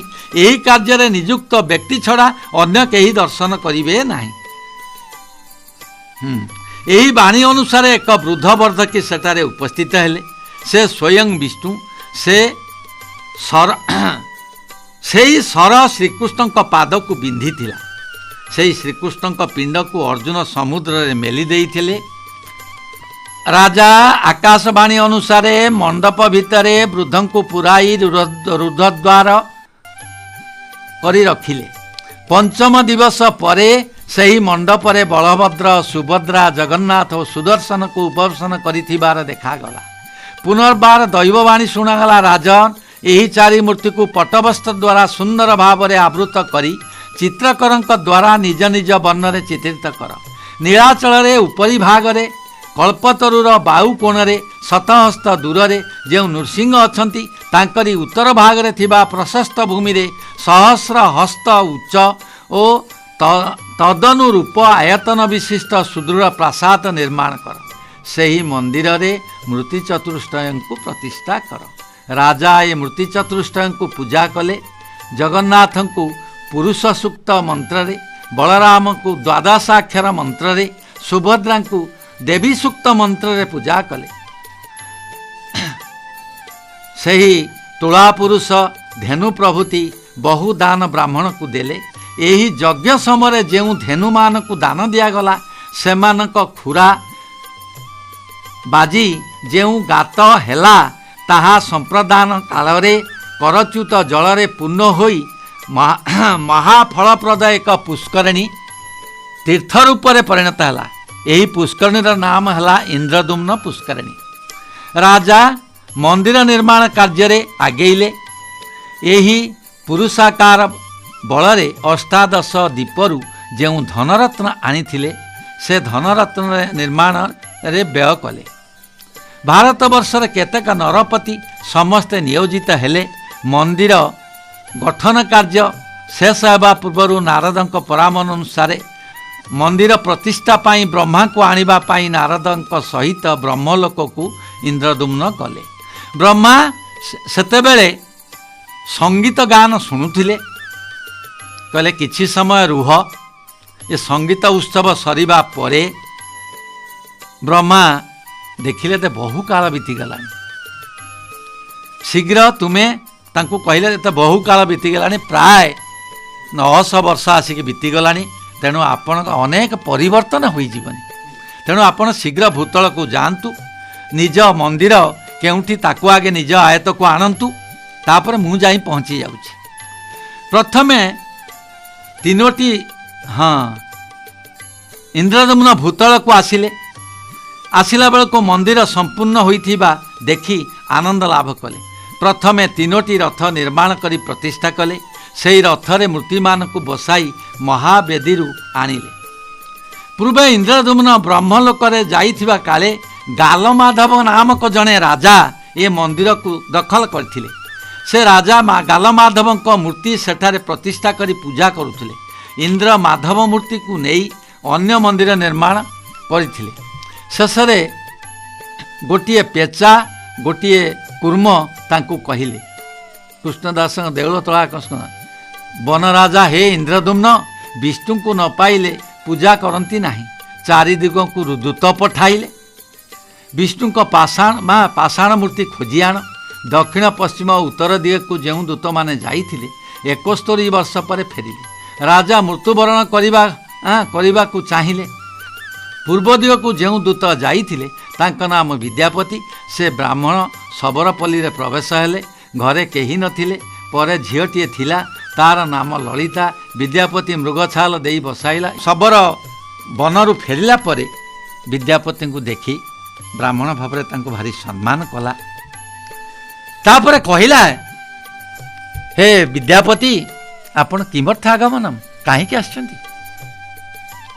ବିଦ୍ୟାପତି କହିଲା, ମୋର ପ୍ରଭୁ ଯେ ଇନ୍ଦ୍ରଦମ୍ନ ରାଜା ସେ ମୋତେ ପଠେଇଛନ୍ତି। କହିଲେ, ଆଚ୍ଛା କ'ଣ କାହିଁକି ପଠେଇଛନ୍ତି? ନା ମୁଁ ଆପଣଙ୍କ କନ୍ୟା ଠାରୁ ସବୁ ଶୁଣିଲିନି। ଆପଣ ନୀଳମାଧବ ପୂଜା ପାଇଁ ଦୈନିକ ବନକୁ ଯାଉଛନ୍ତି। ଆପଣ ମୋତେ ଟିକେ ଦର୍ଶନ କରାଇ ଦିଅନ୍ତୁ। କହିଲେ, ବାବା, ଦର୍ଶନ କରିବା ଏତେ ସହଜ ନୁହେଁ। ତୁ ଯଦି ମୋ ଝିଅକୁ ବିବାହ କରିବୁ ତାହେଲେ ଦର୍ଶନ ପାଇବୁ। କହିଲେ, ମୁଁ ଜାତିରେ ବ୍ରାହ୍ମଣ, ଆପଣ ଶବର ତ ଆପଣଙ୍କ ଝିଅକୁ କେମିତି ବିବାହ କରିବି? କହିଲା, ନହେଲେ ଏକା ବାଣକେ ତତେ ସଫା କରିଦେବି। ଇରେ ମୋ ବାପା ଜାରା ଶବର, ଜାରା ଶବର ବାଣେ ମାଇଲା ଦେ, କୃଷ୍ଣ ତାର ଏକାଥରେ ମଲା। ସେଇ ତାରି ଶବ ଇଏ ଏକା ବାଣକରେ ମାଇଲା। ପୁଣି ତାକୁ ପଠେଇଲେ କାହାକୁ? ପାଣ୍ଡବମାନଙ୍କ ପାଖକୁ। ଯାଇ ପାଣ୍ଡବଙ୍କର ଯେତେବେଳେ ମନ୍ତ୍ରୀ ହେଉଛି କିଏ ନା ସହଦେବ। କହିଲେ, ଆଗତ ଭବିଷ୍ୟତ ତାଙ୍କୁ ସବୁ ଜଣା। କହିଲେ, ଆରେ ବାବା, ଇଏ କାହିଁକି ଆସିଛି ଜାରା ଶବର? କହିଲା, ଆଜ୍ଞା ଶ୍ରୀକୃଷ୍ଣଙ୍କ ଦେହାବସାନ ହୋଇଗଲାଣି। ହେଇନେଇ, ଜମା ଜୀବନ ଅଛି, କିନ୍ତୁ ତାଙ୍କ ଦେହରେ ସର ବାଜିଛି। ଅର୍ଜୁନ ଗଲେ ଯାଇକି ସେ ବିନାଶ ହେବେ। କିନ୍ତୁ ଗୋଟିଏ କଥା, ଅର୍ଜୁନକୁ କଳା ଦେଇକି ଏତେ ବଡ଼ କରିଛନ୍ତି। ତେଣୁ ସେ କଳା ହରଣ କରିବା ପାଇଁ ଚାହୁଁଛନ୍ତି। ଯଦି ଅର୍ଜୁନ ଠାରୁ କଳା ହରଣ କରିସାରିଲେ ସେ ମୃତ୍ୟୁବରଣ କରିବେ। ତେଣୁ ଗୋଟାଏ କଥା, ତେଣୁ ଅର୍ଜୁନ ଯାଉ, କିଛି କଥା ନାହିଁ, ତାଙ୍କୁ ଛୁଇଁବ ନାହିଁ। ଯାହା ହଉ, ଯାହା ଶବର ସାଙ୍ଗରେ ଯାଇକି ପହଞ୍ଚିଲେ। ପ୍ରଭୁ କାନ୍ଦିଲେ। କହିଲେ, ଅର୍ଜୁନରେ କ'ଣ ତତେ ମୁଁ ନ କରିଛି? ମୋରି ଯେଉଁ ତୁ କ୍ଷତ୍ରିୟ ଶିରୋମଣି ହେଇଛୁ, ମହାଭାରତ ଯୁଦ୍ଧର ଶ୍ରେଷ୍ଠ ନାୟକ ହୋଇଛୁ, ତୁ ମୋତେ ଟିକେ ଛୁଇଁବୁନି? ମୁଁ ଏତେ ମୋ କୋଳକୁ ଟିକେ ତତେ ନେଇ ମୋ ପ୍ରାଣ ଚାଲିଯାଉ। କହିଲେ, ନା, ଭାଇଙ୍କର ଆଦେଶ ନାହିଁ। କହିଲେ, ଗୋଟେ କଥା କର, ତ ଧନୁହୁଳକୁ ଟିକେ ବଢ଼ାଇ ଦେ। ଧନୁହୁଳକୁ ଅର୍ଜୁନ ବଢ଼ାଇ ଦେଲେ। ତେଣୁ ଅର୍ଜୁନ ଠାରୁ କଳା ନେଲା ପରେ ଯେଉଁ ଅର୍ଜୁନ ସେ ଶତସିଂହର ବଳ ଧରି ଗାଣ୍ଡିବ ଟଙ୍କାର କରୁଥିଲା, ତାକୁ ଆଉ ଟେକି ପାରିଲାନି। ଯାହା ହେଉ, ସେତିକି ଛୁଇଁଲା ପରେ ତାଙ୍କ ପ୍ରାଣ ବିନାଶ କଲା। ତେଣୁ ପାଣ୍ଡବମାନେ ସମସ୍ତେ ଆସି ପହଞ୍ଚିଲେ। ଆସି ପହଞ୍ଚି ତାଙ୍କୁ ନେଇ ଶବ ସଂସ୍କାର କରିବା ପାଇଁ ଗଲେ। ଦେବବାଣୀ ହେଲା, ଇଏ ଅପୋଡ଼ା କାଠ, ଇଏ ପୋଡ଼ିବ ନାହିଁ। ତେଣୁ ଆପଣ ତାକୁ ସମୁଦ୍ରକୁ ମେଲି ଦିଅନ୍ତୁ। ତେଣୁ ତା ଶବକୁ ମେଲି ଦେଇ ଅର୍ଜୁନ କ'ଣ କଲେ? ସମୁଦ୍ରକୁ ଠେଲିଦେଲେ। ସେ ଯାଇ ବାଙ୍କି ମୁହାଣ ନଦୀ କମରେ ଭାସିଲା। ଯାହାକୁ ଏ ବିଦ୍ୟାପତି ଦର୍ଶନ କରି, ନୀଳମାଧବ ଦର୍ଶନ କରି, ଖାଲି ସଂକ୍ଷେପରେ କହିଦେଉଛି ଆଉ, ଦର୍ଶନ କରି ଯାଇ ପହଞ୍ଚିଲା ଏବଂ ଏଇ ବାଙ୍କି ମୁହାଣରେ ଲାଗିବ, ଚାଲ ଆମେ ଯିବା। ଯାହା ହଉ, ବାଙ୍କି ମୁହାଣରୁ ସେମାନେ ଆସିକି ଯେତେବେଳେ ପହଞ୍ଚିଲେ, ଯେତେ ଚେଷ୍ଟା କଲେ ସେ କାଷ୍ଠକୁ, ସେ କାଠ ମୂର୍ତ୍ତି ହେଇଯାଇଛି, କାଷ୍ଠମୂର୍ତ୍ତିକୁ ଟେକି ପାରିଲେ କେହି ନାହିଁ। ସୈନ୍ୟ ସାମନ୍ତ ହସ୍ତି ଦ୍ୱାରା ଯେତେ ଚେଷ୍ଟା କଲେ କିଛି ହେଲାନି। ଶେଷରେ ଆଜ୍ଞା ଶୂନ୍ୟବାଣୀ ପୁଣି ହେଲା ଯେ ତୁମେ ଶବର ରାଜାକୁ ନିମନ୍ତ୍ରଣ କର, ସିଏ ଆସନ୍ତୁ। ଶବର ରାଜା ଆସିଲେ, ଏବେ ଗୋଟିଏ ପଟରୁ ଶବର ରାଜା। ହଁ, ଆଉ ଗୋଟିଏ କଥା, ତୁମେ ସୁନାର ଗୋଟିଏ ରଥ ଆଣ, ସୁନାର ଗୋଟିଏ ରଥ ଆଣ, ସେଇ ସୁନା ରଥରେ ବସାଇବ କାହାକୁ? ଏଇ କାଷ୍ଟକୁ ବସାଇବ। ତେଣୁ ବିଦ୍ୟାପତି ଗୋଟେ ପଟରୁ ଧରିଲେ ଏବଂ ଆଉ ଶବର ରାଜା ବିଶ୍ୱାବସୁ ଧରିଲେ, ଆରାମରେ ନେଇକି ସ୍ୱର୍ଣ୍ଣ ବେଦୀ ଉପରେ କଲେ। ତାପରେ ରଥ ଟାଣିକି ସେମାନେ ନେଲେ। ଯାଇ ସେଇ ଯେଉଁ ଖଚିତ ବେଦୀ ନିର୍ମାଣ କରିଥିଲେ ଇନ୍ଦ୍ରଦମ୍ନ ରାଜା, ଯେଉଁ ନୀଳକନ୍ଦର ପ୍ରକୃତ ନୀଳକନ୍ଦର ପର୍ବତର ସ୍ଥାନରେ ବିରାଟ ଭୂଭାଗରେ ସେଇ ଯେଉଁ ମନ୍ଦିର, ବିରାଟ ମନ୍ଦିର ନିର୍ମାଣ କରିଥିଲେ, ସେଇ ରତ୍ନ ବେଦୀ ଉପରେ ନେଇକି ରଖିଲେ। ଆଗ କିଏ ତିଆରି କରିବ? ପୁଣି ଶୂନ୍ୟବାଣୀ ହେଲା ଯେ ଇଏ ତାକୁ କେହି ପାରିବେ। ଇଏ 2 ଲକ୍ଷ ବଢ଼େଇ ବହୁ ଧନରତ୍ନ ଦେଇ ଯେତେ ଚେଷ୍ଟା କରିଥିଲେ କିଛି ଲାଭ ହେଲା ନାହିଁ। ଶେଷରେ ଶୂନ୍ୟବାଣୀ ହେଲା। ବ୍ରହ୍ମାଙ୍କୁ କହିଲେ, ବ୍ରହ୍ମା କହିଲେ ମୁଁ ପାରିବି, ମୂର୍ତ୍ତି ଗଠନ ମୁଁ ପାରିବି, କେହି ପାରିବେନି। ସେ ନିଜେ ବର୍ଦ୍ଧକୀ ରୂପରେ ବର୍ଦ୍ଧକୀ ରୂପରେ ଆସି ପହଞ୍ଚିଲେ। ହଁ, ରତ୍ନବେଦୀ, ତାକୁ ଅଲଗା ରତ୍ନବେଦୀକୁ ଟେକି ପାରିନଥିଲେ, ଯେଉଁ ଆମର ତିଆରି ମନ୍ଦିର ଯେଉଁ ରତ୍ନବେଦୀ। ତେଣୁ ସେ ବେଦୀକୁ ଟେକିବା ପୂର୍ବରୁ ଇଏ ବର୍ଦ୍ଧକୀ ନିଜେ ଧରି ତାକୁ ନେଇ ସେଠି ରଖିଲା ଏବଂ ସିଏ ନିଜେ କହିଲେ ମୋତେ 15 ଦିନ ରଖିବ ଏଠି, 15 ଦିନ ପର୍ଯ୍ୟନ୍ତ ମୋତେ କେହି ଖୋଲିବ ନାହିଁ। 15 ଦିନ ସେଠାରେ ରଖା ହେଲା। କିନ୍ତୁ କେତେ କହିଛନ୍ତି 21 ଦିନ, କେଉଁଠି ହେଇଛି 15 ଦିନ, କିନ୍ତୁ ପ୍ରକୃତରେ 15 ଦିନ ଇଏ ପର୍ଯ୍ୟନ୍ତ ମୁଦ ଖୋଲି ନାହାନ୍ତି। ରାଣୀ କହିଲେ ଇଏ ବୁଢ଼ାଟା ଆଉ ଠକ ଠକ ଶବ୍ଦ କିଛି ଶୁଭୁନାହିଁ, ତମେ ତାକୁ ନେଇଯାଅ, ତା ଖୋଲ ଶୀଘ୍ର, ମାନେ ଏଠି ମନ୍ଦିର ଅପ୍ରତିଷ୍ଠା ହେବ, ତା ସ୍ୱଭାବ ଥିବ। ତେଣୁ ଭୟରେ କ'ଣ କଲେ, ମନ୍ତ୍ରୀ ଯେତେ କହିଲେ ତମେ ନିଜ ସ୍ତ୍ରୀ କଥା କାହିଁ ଶୁଣୁଛ? ମୁଁ ତୁମର ମନ୍ତ୍ରୀ, ପରାମର୍ଶଦାତା, ମୋ କଥା ଶୁଣ। ଯେତେ କହିଲେ ସେ ଶୁଣିଲେ ନାହିଁ। ନ ଶୁଣିବାରୁ ବାଧ୍ୟ ହୋଇ ଖୋଲିଲେ, ଦେଖିଲେ ତ ସବୁ ହେଇଛି ଖଣ୍ଡିଆ ହାତ, ପଦ ଖଣ୍ଡିଆ। କହିଲେ ରାଜା, ପୁଣି ସନ୍ଧ୍ୟାବାଣୀ ହେଲା, ତୁମେ ଦୟଣା ତୁଳସୀରେ ୟାକୁ ମଣ୍ଡନ କରିବ।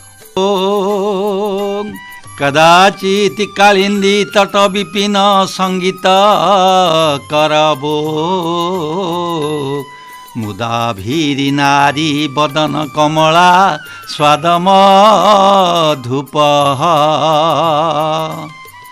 ରମା ଶମ୍ଭୁ ବ୍ରହ୍ମା ଅମରପତି ଗଣେଶାର୍ଚିତ ପଦୋ, ଜଗନ୍ନାଥ ସ୍ୱାମୀ ନୟନ ପଥଗାମୀ ଭବତୁ ମେ, ଭୁଜେ ସବ୍ୟ ବେଣୁଂ ଶିରସି ଶିକିପିଞ୍ଛଂ କଟି ତଟେ, ଦୁକୁଳଂ ନେତ୍ରାନ୍ତେ ସହଚର କଟାକ୍ଷଂ ବିଦଧତ୍, ସଦା ଶ୍ରୀମତ୍ ବୃନ୍ଦାବନ ବସତି ଲୀଳା ପରିଚୟୋ, ଜଗନ୍ନାଥ ସ୍ୱାମୀ ନୟନ ପଥଗାମୀ ଭବତୁ ମେ। ଦୌ ଶଙ୍ଖ ମଧ୍ୟେ ଶତଦଳ କମଳେ ରତ୍ନ ସିଂହାସନସ୍ତଂ, ସର୍ବାଳଙ୍କାର ଯୁକ୍ତଂ ନବଘନ ରୁଚିରଂ ସଂଯୁକ୍ତଂ ଚାଗ୍ରଜେନ, ଭଦ୍ରାୟା ବାମ ଭାଗେ ରଥଚରଣ ଯୁତଂ ବ୍ରହ୍ମ ରୁଦ୍ରେନ୍ଦ୍ର ବନ୍ଦ୍ୟୋ, ବେଦାନାଂ ସାରମେକଂ ସଜନ ପରିବୃତଂ ଦାରୁ ବ୍ରହ୍ମଂ ସ୍ମରାମି। ଭାରତୀୟ ହିନ୍ଦୁ ସଂସ୍କୃତି ମୁଖ୍ୟତଃ 4 ଭାଗରେ ବିଭକ୍ତ। 1ରେ ବେଦ ପୂର୍ବବର୍ତ୍ତୀ ଅନାର୍ଯ୍ୟଙ୍କ ମୂଳ ସଂସ୍କୃତି, 2ରେ ଅନାର୍ଯ୍ୟଙ୍କୁ ବିଜୟ ପରେ ଆର୍ଯ୍ୟମାନଙ୍କ ଦ୍ୱାରା ବୈଦିକ ସଂସ୍କୃତି, 3ରେ ବେଦ ବିରୋଧୀ ଜୈନ ତଥା ବୌଦ୍ଧ ସଂସ୍କୃତି, 4ରେ ବେଦ ପୂର୍ବବର୍ତ୍ତୀ ମୂର୍ତ୍ତି ପୂଜକ ପୌରାଣିକ ସଂସ୍କୃତି। ସର୍ବଶ୍ରେଷ୍ଠ ହେଉଛି ଆଉ ଗୋଟିଏ ସଂସ୍କୃତି ଯାହାକୁ ଜଗନ୍ନାଥ ସଂସ୍କୃତି ନାମକରଣ କରାଯାଇଛି। ହଉ, ହଁ, ଭଲ ଭାବରେ ବିଚାର କଲେ ଏହି ଜଗନ୍ନାଥ ସଂସ୍କୃତି ଭାରତବର୍ଷର ଶ୍ରେଷ୍ଠ ସଂସ୍କୃତି କୁହାଯାଏ। ଏହା ସର୍ବଧର୍ମର ସମନ୍ୱୟ କରିଛି। ତେଣୁ ବୈଷ୍ଣବ ଶୈବ ଶାକ୍ତ ଜୈନ ଆର୍ଯ୍ୟ ଅନାର୍ଯ୍ୟ ଦ୍ରାବିଡ଼ି ଆଜି ଧର୍ମାବଲମ୍ବୀ ମାନେ ଜଗନ୍ନାଥଙ୍କୁ ନିଜର ଉପାସ୍ୟ ଦେବତା ବୋଲି ସ୍ୱୀକାର କରିଛନ୍ତି। ଏହି ସଂସ୍କୃତିର ମୂଳତତ୍ତ୍ୱ ହେଉଛି ସର୍ବବ୍ରହ୍ମମୟ ଜଗତ। ତେଣୁ ଏ ସଂସ୍କୃତିର ମୂଳତତ୍ତ୍ୱ ସମସ୍ତେ ସମାନ, ଉଚ୍ଚ ନିଚ ଭେଦ ଏଥିରେ ନାହିଁ। ବେଦ ବେଦାନ୍ତ ଅନେକ ପୁରାଣ ବିଭିନ୍ନ ମତ ପ୍ରଦାନ କରିଅଛନ୍ତି। ଉତ୍କଳ ହେଲା ପ୍ରାଚୀନ ଭୂଖଣ୍ଡ। ସମଗ୍ର ଭୂଖଣ୍ଡ ଖଣ୍ଡ ବିଖଣ୍ଡିତ ହୋଇ ବିଭିନ୍ନ ନାମରେ ନାମିତ ହୋଇଥିଲା। ବୈଦିକ ଯୁଗରେ କଳିଙ୍ଗ ନାମରେ ପରିଚିତ ଥିଲା। ପୁଣି ମଧ୍ୟ ଉତ୍କଳ, ଉଡ୍ର ଓ ଓଡ୍ର ନାମ ମଧ୍ୟ ରହିଥିଲା। 3 ଓ 4 ଶତକରେ ଚଣ୍ଡାଶୋକ କଳିଙ୍ଗ ନାମ ଶୁଣିଥିଲେ। 5ମ ଓ 6ଠ ଶତାବ୍ଦୀରେ କଳିଙ୍ଗ, କୋଙ୍ଗଦ, ତୋଷାଳୀ, ଓଡ୍ର, ଓଡ଼ିଶା ବିଭିନ୍ନ ଭୂଭାଗ ଏହି ନାମ ରହିଥିଲା। ସନାତନ ହିନ୍ଦୁ ଜଗତର 4 ଧାମ ରାମେଶ୍ୱର, ବଦ୍ରୀ, ଦ୍ୱାରକା ଓ ଜଗନ୍ନାଥ ଧାମ ପୁରୀ ପ୍ରସିଦ୍ଧ ଥିଲା। ଏହାର ଭୌଗୋଳିକ ସ୍ଥିତି ବହୁଜନ ସମାଗମ କାରଣ ହୋଇଥାଏ। ବିଶେଷତଃ ଏଠାରେ ମହାପ୍ରସାଦ ସେବନର ଜାତି ଧର୍ମ ନିର୍ବିଶେଷରେ ସମସ୍ତଙ୍କ ଅଧିକାର। ସମସ୍ତେ ପ୍ରସାଦ ସେବନ କରି ଉଚ୍ଚିଷ୍ଟ ଗ୍ରହଣ କରି ପରମ ସନ୍ତୋଷ ଲାଭ କରନ୍ତି। ଜୟ ଜଗନ୍ନାଥ ସ୍ୱାମୀ କି ଜୟ, ଜୟ ଜଗନ୍ନାଥ ସ୍ୱାମୀ କି ଜୟ। ସମବେତ ଭକ୍ତ ମେଳରେ ପ୍ରସାଦ ସେବନ କରି ନିଜକୁ ଧନ୍ୟ ଭକ୍ତମାନେ ମନେ କରନ୍ତି। ଏହି ଏକତ୍ୱ ଭାବ, ଭାତୃଭାବ ହିନ୍ଦୁ ଜଗତର ଐକ୍ୟ ପ୍ରତିପାଦିତ କରୁଛି। ଉକ୍ତ ଧନମାନର ଅଭିଳାଷ ଜଳାଞ୍ଜଳି ଦେଇ ପାର୍ଥିବ ଅପେକ୍ଷା ସର୍ବଭୂତାତ୍ମାକ ସର୍ବଭୂତ ହିତେ ରତ ହିଁ ଏ ଗୁଣଗାନ କରିଥାଏ। ଶ୍ରୀକ୍ଷେତ୍ର ପୁରୁଷୋତ୍ତମ କ୍ଷେତ୍ର। ପୁରୀରେ ସବୁ ସମ୍ପ୍ରଦାୟର ମନ୍ଦିର ଅଛି। ମନ୍ଦିର ଭିତରେ ବିମଳା, ଗଣପତି, ସୂର୍ଯ୍ୟନାରାୟଣ, ଜଗନ୍ନାଥ, ବଳଭଦ୍ର ଏମାନଙ୍କ ମନ୍ଦିର ମଧ୍ୟ ଭିତରେ ଅଛି। ଆଚ୍ଛା, ନୀଳାଚଳ କ୍ଷେତ୍ର ନୀଳଗିରି ଓ ନୀଳ ପର୍ବତର ନାମରୁ ହିଁ ହୋଇଅଛି। ଏହାକୁ ଦଶାବତାର କ୍ଷେତ୍ର, ଭୌମ କ୍ଷେତ୍ର, ଦିବ୍ୟ କ୍ଷେତ୍ର, ପୁରୁଷ କ୍ଷେତ୍ର କୁହାଯାଏ। ଭଗବାନ ଏହି ସ୍ଥାନରେ ନାନା ମୂର୍ତ୍ତିରେ ଅବତାର ହୋଇ ଲୀଳା ଶେଷ କରି ପୁଣି ଏହି ସ୍ଥାନକୁ ଫେରିଥାନ୍ତି। ଆପଣଙ୍କର ଗୀତାରେ ଯଦା ଯଦା ହି ଧର୍ମସ୍ୟ ଗ୍ଲାନିର୍ଭବତି ଭାରତ ଅଭ୍ୟୁତ୍ଥାନମ ଧର୍ମସ୍ୟ ତଦାତ୍ମାନଂ ସୃଜ୍ୟାମ୍ୟହଂ ପରିତ୍ରାଣାୟ ସାଧୂନାଂ ବିନାଶାୟ ચ ଦୁଷ୍କୃତଂ ଧର୍ମ ସଂସ୍ଥାପନାର୍ଥାୟ ସମ୍ଭବାମି ଯୁଗେ ଯୁଗେ। ଆଜ୍ଞା, ଇନ୍ଦ୍ରଦ୍ୟୁମ୍ନଙ୍କ ବିଷୟରେ କିଛି କହିବାକୁ ଯାଉଛି। ପୁରୁଷୋତ୍ତମ ଜଗନ୍ନାଥଙ୍କ ପ୍ରତିଷ୍ଠାତା ଇନ୍ଦ୍ରଦ୍ୟୁମ୍ନ। ଏହା ସର୍ବବାଦୀ ସମ୍ମତ। ସେ ମଧ୍ୟ ସାର୍ବଭୌମ ରାଜା ଥିଲେ। ସେ କେବେ ରାଜା ଥିଲେ ଏ ବିଷୟରେ ବହୁମତ ଆସେ। ବୁଦ୍ଧଙ୍କ ପତ୍ନୀ ଇଳାଙ୍କ ବଂଶରେ ଇନ୍ଦ୍ରଦ୍ୟୁମ୍ନ ରାଜା ଥିଲେ ଜଣାଯାଏ। ନୀଳାଚଳ କ୍ଷେତ୍ର ନାମଟି ନୀଳଗିରି ବା ନୀଳାଚଳ ପର୍ବତର ନାମରୁ ହିଁ ହୋଇଛି। ଭଗବାନ ଜଗତର ମଙ୍ଗଳ ନିମନ୍ତେ ଭିନ୍ନ ଭିନ୍ନ ସମୟରେ ଅବତାର ଗ୍ରହଣ କରନ୍ତି। ଏହି କ୍ଷେତ୍ରକୁ ସବୁ ଅବତାର ଉତ୍ପତ୍ତି। ଏହି କ୍ଷେତ୍ରରୁ ସବୁ ଅବତାର ଉତ୍ପତ୍ତି। ସ୍ୱୟଂ ପୁରୁଷୋତ୍ତମ ଅବତାର ଗ୍ରହଣ କରି ଲୀଳା ଶେଷରେ ପୁଣି ସ୍ୱସ୍ଥାନ ଶ୍ରୀକ୍ଷେତ୍ରକୁ ଫେରି ଆସନ୍ତି। ତତ୍ରାପି ଆଜ୍ଞା ଲେଖା ଗୋଟିଏ ଶ୍ଲୋକ ଶୁଣନ୍ତୁ।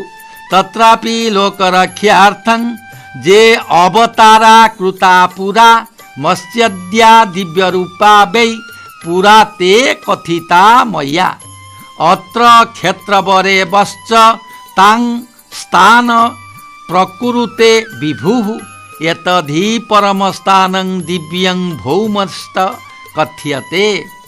ଶଙ୍ଖକ୍ଷେତ୍ର 200 ବର୍ଷ ପୂର୍ବେ ବଡ଼ଦେଉଳ ଓ ଗୁଣ୍ଡିଚା ବାଡ଼ି ମଧ୍ୟରେ ବାଙ୍କି ମୁହାଣ ନାମକ ଏକ ନଦୀ ବହି ଯାଉଥିଲା। ବର୍ତ୍ତମାନ ତାକୁ ଶରଧା ବାଲି କହୁଛନ୍ତି। ଆଗରୁ 2 ସାରି ରଥ ତିଆରି ହେଉଥିଲା। ନଦୀର ପ୍ରତ୍ୟେକ ତୀରରେ ସାରିଏ ରଥ ରହୁଥିଲା। ଏହି ନଦୀ ବର୍ତ୍ତମାନ ଚକ୍ରନାରାୟଣ ମନ୍ଦିର ପାଖରେ ସମୁଦ୍ରରେ ମିଶିଛି। ବାଙ୍କିମୁହାଣ ନଦୀ, ମିଟିଆଣୀ ନଦୀ, ମଙ୍ଗଳା ନଦୀ, ଏହି 3ଟି ନଦୀ ପୁରୀ ନଗରୀକୁ 3 ଆଡ଼ୁ ବେଢ଼ି ରହିଥିଲେ। ଅନ୍ୟ ଦିଗକୁ ସାଗର ବେଢ଼ି ରହିଥିଲା। ଏହି କ୍ଷେତ୍ରର ଆୟତନ 5 କ୍ରୋଶ ଏବଂ ଆକାର ତ୍ରିକୋଣ। ତେଣୁ କ୍ଷେତ୍ରର ଆକାର ତ୍ରିକୋଣାକାର ହୋଇଥିବାରୁ ଉତ୍କଳ ଖଣ୍ଡରେ ଶ୍ରୀକ୍ଷେତ୍ର ନାମକରଣ ହୋଇଛି, ଶଙ୍ଖକ୍ଷେତ୍ର ନାମକରଣ ହୋଇଛି। ସଂସାର ବୃକ୍ଷର ଭଗବତ ଗୀତାରେ ପୁରୁଷୋତ୍ତମ ଯୋଗ ଅଧ୍ୟାୟରେ ଭଗବାନ ଶ୍ରୀକୃଷ୍ଣ କହିଛନ୍ତି, ଊର୍ଦ୍ଧ୍ୱମୂଳ ମଦ ଶାଖ ମସ୍ୱସ୍ତଂ ପ୍ରାଉର ବେୟମ୍ ଛନ୍ଦାଂସିଂ ଯସ୍ୟ ପନ୍ନାନି ଯସ୍ତଂ ବେଦ ସ ବେଦବିତ୍। ଊର୍ଦ୍ଧ୍ୱମୂଳର ଅଧ ଶାଖ ଏହି ସଂସାର ବୃକ୍ଷ ମସ୍ୱସ୍ତ ବୃକ୍ଷ ସ୍ୱରୂପ। ଏହି ବୃକ୍ଷର ଊର୍ଦ୍ଧ୍ୱମୂଳ ଯାହାର ଅଧ ଶାଖ ଏ ରୂପ ସଂସାର ଅବ୍ୟୟ ଅବିଚ୍ଛେଦ ପ୍ରବାହ ଏକ ଅସ୍ୱସ୍ଥ ବୃକ୍ଷ। ବେଦ ସମୂହ ତାହାର ପତ୍ରାବଳୀ। ଏଭଳି ଅସ୍ୱସ୍ଥ ବୃକ୍ଷକୁ ଯିଏ ଜାଣେ ସେ ପ୍ରକୃତ ବେଦବିତ୍। କଠୋପନିଷଦରେ ଊର୍ଦ୍ଧ୍ୱମୂଳୋ ଅବାକ ଶାଖ ଏଷୋ ଅସ୍ୱସ୍ଥଃ ସନାତନଃ ତଦେବ ଶୁକ୍ରଂ ତଦ୍ ବ୍ରହ୍ମ ତଦେବାମୃତମୁଚ୍ୟତେ ତସ୍ମିନ୍ ଲୋକାଶ୍ରିତା ସର୍ବେ ତଦା ନାତ୍ୟେତି କଶ୍ଚନ ଏତତ୍ ବୈ ତତ୍। ଏ ସଂସାର ରୂପ ଅନାଦି ଅସ୍ୱସ୍ଥ ବୃକ୍ଷର ମୂଳ ଊର୍ଦ୍ଧ୍ୱରେ ଏବଂ ଶାଖାଗୁଡ଼ିକ ନିମ୍ନରେ ରହିଛି। ସେହି ମୂଳ ହିଁ ଶୁକ୍ର ଜ୍ୟୋତି, ସେହି ମୂଳ ହିଁ ଶୁଭ୍ର ଜ୍ୟୋତି, ସେହି ବ୍ରହ୍ମ, ସେହି ଅବିନାଶୀ। ଏଥିରେ ସକଳ ଲୋକ ଆଶ୍ରିତ ଅଛନ୍ତି। ମହାମ୍ବୋଧସ୍ଥିରେ କନକରୁଚିରେ ନୀଳ ଶିଖରେ ବସନ ପ୍ରାସାଦାନ୍ତଃ ସହଜ ବଲ୍ଲଭ ଦ୍ରେଣ ବଲିନା ସୁଭଦ୍ରା ମଧ୍ୟସ୍ଥଃ ସକଳ ସୁର ସେବା ବସାରଦୋ ଜଗନ୍ନାଥ ସ୍ୱାମୀ ନୟନ ପଥଗାମୀ ଭବ ତୁମେ। କୃପା ପାରାବାରଃ ସକଲ ଜଲଦ ଶ୍ରେଣୀ ରୁଚିର ରମାବାଣୀ ସୋମ ସ୍ଫୁରଦମଲ ପଦ୍ମ ଭବ ମୁଖୈ ସୁରେନ୍ଦ୍ରୈରାରାଧ୍ୟ ଶ୍ରୁତିଗଣ ଶିଖା ଗୀତ ଚରିତୋ ଜଗନ୍ନାଥ ସ୍ୱାମୀ ନୟନ ପଥଗାମୀ ଭବତୁ ମେ। ରଥାରୂଢ଼ ଗଛନ ପଥି ମିଳିତ ଭୂଦେବ ପଟଲୈ स्तुति पादुर्भावं प्रतिपदमुपाकन्य सदयं दया सिन्धुर्बन्धु सकल जगतं सिन्धु सुतैया जगन्नाथ स्वामी नयन पथगामी भवतु मे। परं ब्रह्मपीडः कुबलयत दल्लोत पुल्लनयनो निवासी नीलाद्रौ निहित चरणो अनंत शिरसि रसानंदो राधा सरस बपुरा लिंगन सुखो जगन्नाथ स्वामी नयन पथगामी भवतु मे। न वै पार्थ्यं राज्यं न च कनकतं भोग विभवं न याचे अहं रम्यं निखिल जन काम्यं वर बधूं सदा काले काले प्रमथपतिना गीत चरितो जगन्नाथ स्वामी नयन पथगामी भवतु मे। हरतं संसारं द्रुततरमसारं सुरपते हरतं पापानं विततिमपरां पातु मनीषं जगन्नाथं दीननाथं निहितमचलं पातु मनीषं जगन्नाथ स्वामी नयन पथगामी भवतु मे। जगन्नाथ स्वामी नयन पथगामी भवतु मे। जगन्नाथ स्वामी नयन पथगामी भवतु मे।